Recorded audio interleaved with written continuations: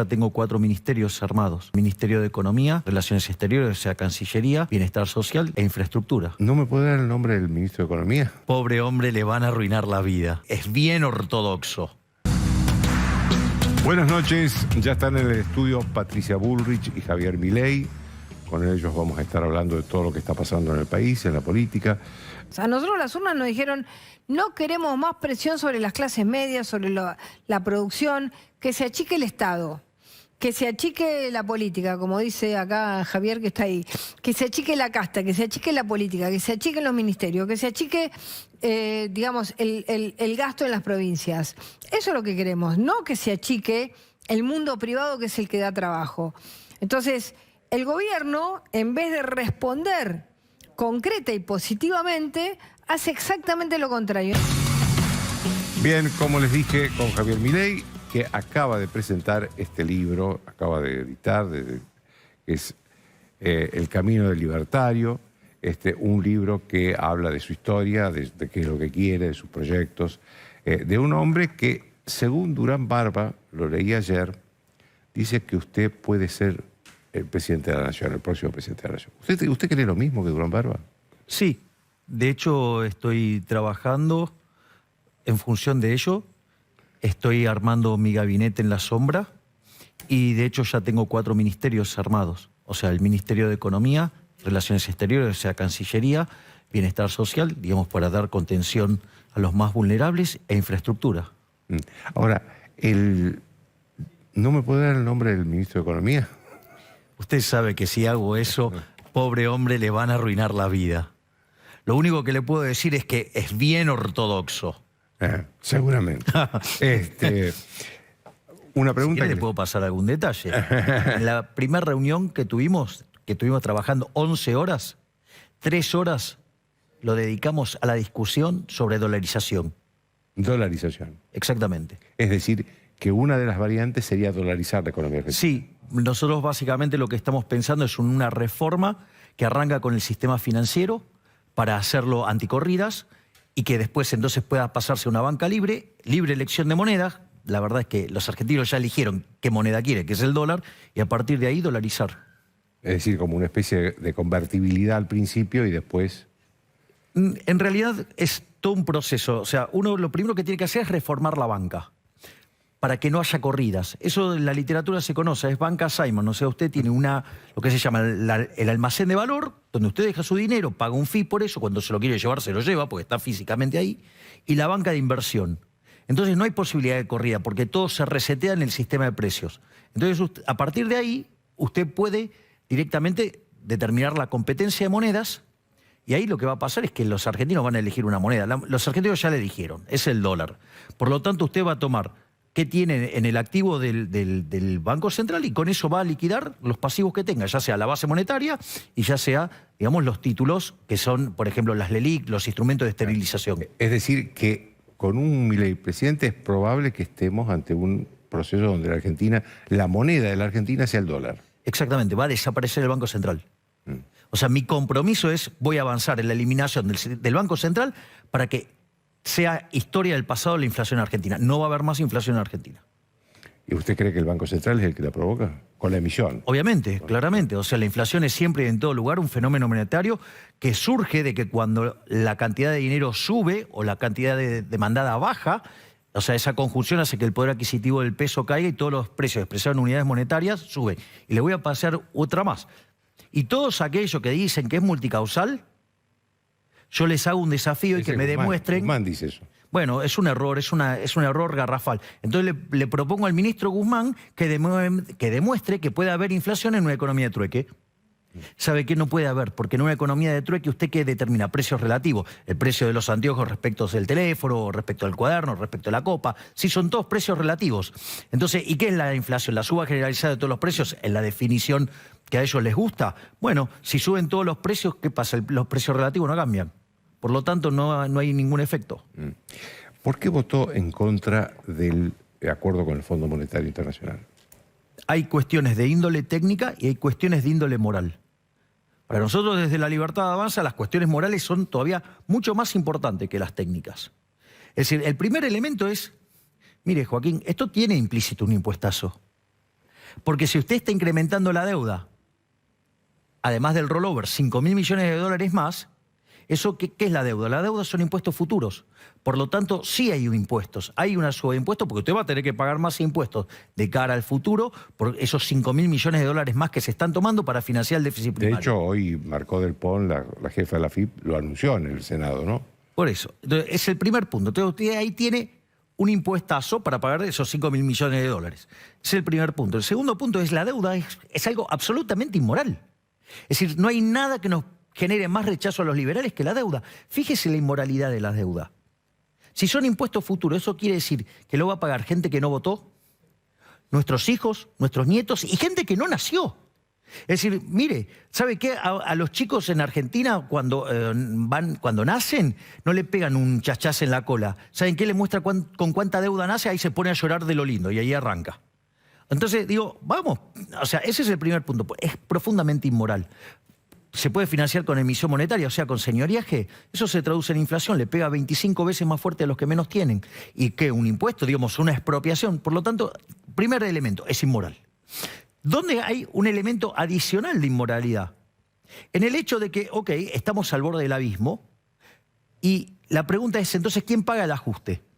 ¿Qué es lo que dice el kirchnerismo y la izquierda irracional que tiene Argentina? Que lo pague el acreedor. Eso quiere decir que usted va a un default.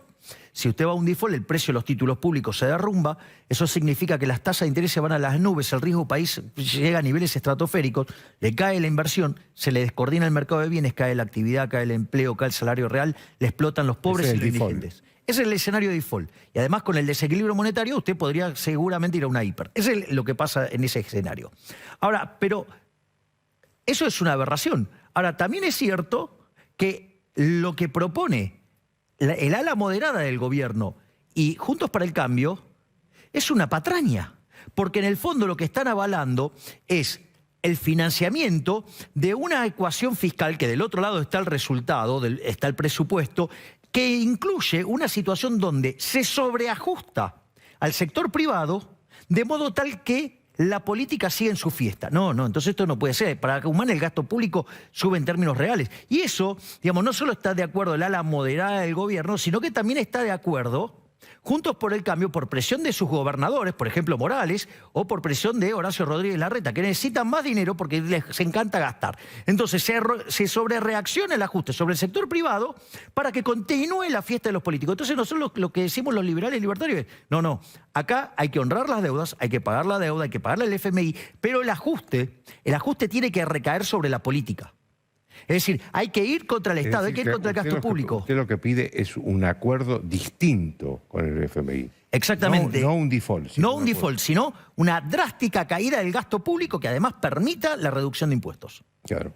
Ahora, porque pareciera, digamos, que la alternativa que hoy da el gobierno es o esto o el default. Bueno, usted sabe, usted es un hombre muy experimentado y con mucho conocimiento, usted sabe que es el polilogismo. Es decir, esto de yo, que soy, no sé, la república y el otro es el enemigo, todo, digamos, en blanco y negro. Esa bipolaridad, es una falacia, que es el falso dilema, o sea, es esto o la muerte. No es así. Es decir, hay una solución que es ajustar y que ajuste la política. Esa es la realidad. Lo otro es tratar de infundirle miedo a los ciudadanos. Y yo le voy a decir algo, Joaquín. Si yo tengo la economía en desequilibrio, inexorablemente, por más que se resistan, esto es como la ley de la gravedad, ¿sabe qué va a hacer la economía? Va a ir hacia la situación de equilibrio. Ahora, ¿cuál es el punto? El punto es que es como que yo tuviera que llegar a este punto. Entonces, el gobierno quiere sobreexagerar sobre el sector privado y entonces, en la contracción del sector privado a instancias de la mejora del sector público, achique más. Y el sector público sea grande. Mire, eso, más allá de la dinámica transicional del corto plazo, eso implica que a la postre el sector privado va a estar mucho peor. Es decir, que el ajuste que avala Juntos por el Cambio con el ala moderada del gobierno implica que el sector privado va a estar peor. Entonces, en esa situación, si la política quiere seguir, expropiando el sector privado, arruinándolo, conduciéndonos a una situación miserable, ¿sabe qué? Es mejor que estalle la crisis. ¿Sabe por qué? Porque eso se va a llevar puesta toda la casta política. Porque evidentemente estas personas, es decir, no pueden dejar de robar. Y como no pueden dejar de robar, están dispuestos a pasarle cualquier factura al sector privado. El sector privado ya no puede resistir más esto. Es decir, Argentina hoy tiene un PBI per cápita, ¿sí?, que está 14% debajo del que teníamos en el 2011. Estamos en niveles parecidos o más bajos que los del año 73. Digamos, tenemos la productividad del año 50 y tenemos 11% de indigentes, o sea, 5 millones de argentinos en el país que produce alimentos para 400 millones de seres humanos, con una presión fiscal en el campo del 60%. Es decir, le sacan el alimento de 240 millones de seres humanos y en Argentina hay gente que no puede comer, pero digo, eso no puede ser. ¿Y qué se les ocurre? Más retenciones. ¿Y qué van a decir? Ah, no, porque es el efecto sobre los precios. Es mentira, Joaquín. Eso es mentira, porque cuando usted mira los productos de la soja en la canasta de los alimentos de Argentina, ¿cuánto pesará? Si es casi todo exportación. Es un impuestazo duro y directo sobre el campo. Es otro avance sobre el derecho de propiedad. Y encima, digamos, tienen el tupé de decir, no, vamos a crecer liderado por las exportaciones. Pero es un chiste. Digo, o sea, usted, digamos, o sea, si está esperando que un sector se expanda, no lo está reventando latigazos. Entonces, eso desde lo moral. En lo técnico tiene errores teóricos, errores empíricos y errores de diseño. La proyección que mandó Guzmán tiene implícito un default, salvo que Argentina se pudiera financiar al 3%. Hoy la tasa en el mercado es 31% en dólares. Si tomo el promedio de los bonos es 24% y si tomo el promedio histórico es 8%, 9%. Es decir, no cierran los números. Es decir, la proyección tiene incluido un default adentro. Entonces, todos los números que proyectó en la primera parte están todos mal. Claro, ¿usted cree que además de la cuestión moral hay una cuestión de insolvencia técnica? Insolvencia técnica. Exactamente. Dígame, Javier, ¿qué es lo que usted, si llegara a la presidencia, cuáles serían las primeras medidas que usted tomaría? Ya hablamos de la medida económica sobre el tema del dólar, pero ¿cuáles serían las primeras medidas que usted tomaría? Nosotros, es un plan de crecimiento, es un programa de crecimiento basado en la evidencia empírica y son tres generaciones de reformas. La reforma de primera generación es, mientras que usted va haciendo toda la reforma financiera para terminar de exterminar la inflación en Argentina, hay una reforma del Estado que implica bajar el gasto público para poder bajar impuestos. La segunda etapa dentro de esa reforma de primera generación es la flexibilización del mercado laboral hacia adelante. Hoy hay 6 millones de personas que están en el mercado informal. Es decir, la flexibilización está tomando lugar de hecho. Entonces, deberíamos ir hacia un sistema que básicamente permita flexibilidad en el mercado laboral. Y una vez que usted tiene eso, abre la economía. Ese conjunto de 4 reformas, o sea, la que tiene que ver con la reforma del Estado, la reforma laboral, la reforma, digamos, del comercio exterior y la reforma financiera monetaria, si usted quiere, eso le va a asegurar que durante un periodo de 15 años, Argentina va a crecer a tasas altísimas. Y eso ¿qué le va a permitir? Arreglar, por ejemplo, el sistema previsional, porque si usted tiene alto crecimiento, suba de los salarios en términos de dólares, o sea, que es importante esto. Y además, aumento de la población económicamente activa, porque digamos, hay gente que va a querer salir al mercado y usted tiene un mercado laboral flexible y todos empiezan a conseguir trabajo, ¿qué pasa? Y a usted lo mejoran los números previsionales y usted puede poner en caja el sistema previsional sin vulnerar un solo derecho. Lo mismo puede hacer, por ejemplo, con los trabajadores del Estado. O sea, usted sabe que hay que achicarlo. Bueno, pero ¿cómo lo hace para que no sea un estallido social? Bueno, usted puede hacer un programa de retiro voluntario. ¿Pero qué pasó con el de los 90? ¿Por qué no funcionó? Porque no teníamos la reforma del mercado laboral, no era flexible. Ahora usted, digamos, le va a dar dinero a los empleados estatales y se van a poder ir al sector privado donde son más productivos y además con una indemnización, ¿sí? Entonces, usted tiene eso, los planes sociales. Los planes sociales, básicamente la gente los va a abandonar. Y va a haber un grupo que desafortunadamente no lo va a poder abandonar y uno va a tener que acompañarlo hasta el último día de su vida porque lamentablemente, digamos, hay gente que ha sido tan maltratada por la política, el sistema los excluyó. Es decir, son víctimas de este exceso de Estado que imposibilita la creación de riqueza. Y una vez que usted está en eso, digamos, que además vuelve a tener otro push de crecimiento, ¿qué es lo que tiene? Las reformas de tercera generación que ya son más sofisticadas, que tienen que ver con la educación, que tienen que ver con la salud, que tienen que ver con desmembrar el sistema de coparticipación y ir a un sistema verdaderamente federal donde cada uno se hace cargo de recaudar en función de lo que quiere gastar. Ahora, en ese marco, Javier, ¿qué harían, por ejemplo, usted con Aerolíneas Argentinas? Directamente, ¿sabe lo que hago? Eso es 0.7 de déficit del PBI, las empresas del Estado. ¿Sabe qué? Aerolíneas Argentinas se la doy a los empleados. Se terminó el déficit. Ahora háganse cargo y compitan. Y declararía cielos abiertos. Obviamente, claro. o sea, desregular. No, además hay que avanzar en una agenda de desregulación enorme. Argentina tiene 70.000 regulaciones. Argentina, es más, tiene 170 impuestos. ¿Sabe qué, Joaquín? 160 recaudan 0.4 el PBI. Usted dice, ¿cómo puede ser eso? Y son 160 kioscos. Del otro lado hay alguien. O sea, eso hay que eliminarlo. O sea, por ejemplo, hay que eliminar ingresos brutos y tiene que ser absorbido por el IVA. Digo, es letal el ingreso bruto. ¿Sabe que cuando usted lee la investigación sobre la naturaleza y las causas de la riqueza de las naciones de Adam Smith, y para los amigos, la riqueza de las naciones, ¿sí? ¿Qué es lo que sucede? Él le explica que la ruina de España estaba dada por el impuesto de alcabala. Es decir, ingresos brutos.